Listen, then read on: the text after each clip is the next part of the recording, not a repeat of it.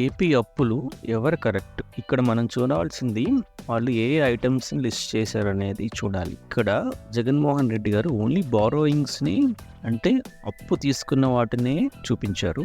అలాగే చంద్రబాబు నాయుడు గారు అప్పు తీసుకున్నదే కాకుండా గవర్నమెంట్ తరపున ఇంకా ఇవ్వాల్సిన బకాయిలను కూడా చూపించారు.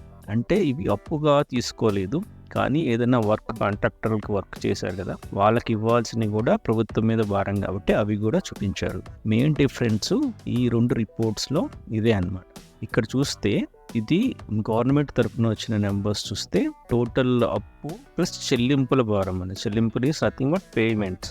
ఇది వచ్చేసరికి 9,74,000 కోట్లు ఉంది. అదే జగన్ గారు విడుదల చేసిన నెంబర్స్లో మొత్తం అప్పులు వచ్చేసరికి 7,48,000 కోట్లు. సో రెండింటికి డిఫరెన్స్ అప్రాక్సిమేట్లీ 2 lakh crores.